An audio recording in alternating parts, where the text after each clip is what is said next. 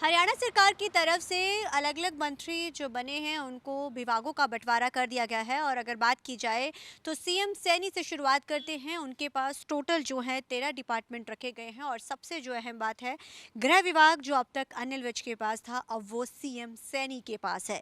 इसके सिवा अगर अनिल विज की बात की जाए, पहले सीएम सैनी की ही बात करते हैं तो उनके पास गृह विभाग से लेके planning, taxation, administration, housing, criminal investigation, personal training law, ये तमाम जो 13 अलग अलग डिपार्टमेंट्स हैं वो सीएम सैनी के पास हैं। और अगर अनिल विज की बात की जाए, जो सबसे सीनियरिटी में सीनियर हैं, सीएम पद का वो दावा ठोकते रहे हैं। बेशक वो बाद में ये कहते नज़र आए कि जो है वो उनको अगर चौकीदार भी लगाया जाएगा तो वो उसके लिए भी तैयार हैं। उन्होंने सिर्फ पार्टी के लिए काम करना है, कोई दावेदारी उन्होंने नहीं ठोकी है। कुछ लोगों को जवाब देने के लिए इस तरीके से कहा था। हालांकि वो ये कहते नज़र आए, जब अमित शाह यहाँ पहुँचते हैं उनके सुर पूरे तरीके से बदल जाते हैं।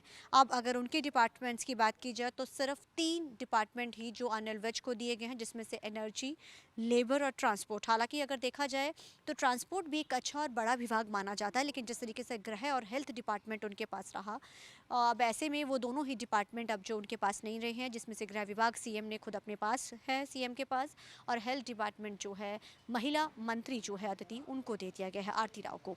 अब ऐसे में अनिल विज के पास सिर्फ एनर्जी, ट्रांसपोर्ट और लेबर ही रह गया है। कृष्ण लाल पवार की बात की जाए तो डेवलपमेंट एंड पंचायत और माइनिंग एंड जियोलॉजी डिपार्टमेंट दिया गया है।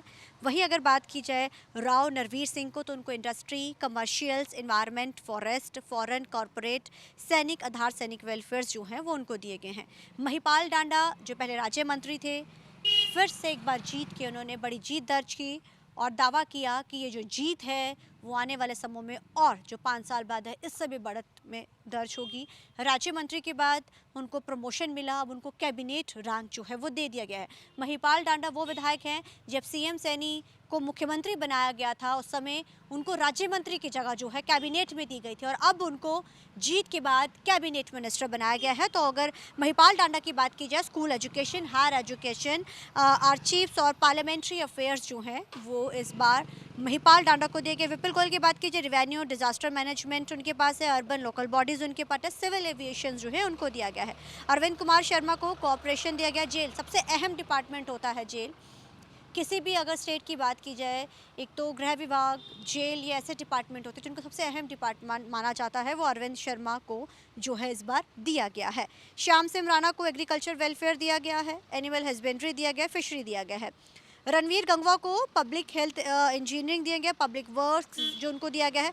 कृष्ण कुमार को social justice empowerment, SC and BC, hospitality और आर्किटेक्चर जो है वो दिया गया है। श्रुति चौधरी किरण चौधरी की बेटी हैं, बड़े बहुमत से जीती हैं, अब उनको भी इस बार कैबिनेट में मंत्री का पद दिया गया। उनकी मां को, जो किरण चौधरी है, उनको राज्यसभा मेंबर बनाया। तो उनके पास अगर बात की जाए तो श्रुति चौधरी को women and child development, irrigation उनको दिया गया, वाटर रिसोर्सेज।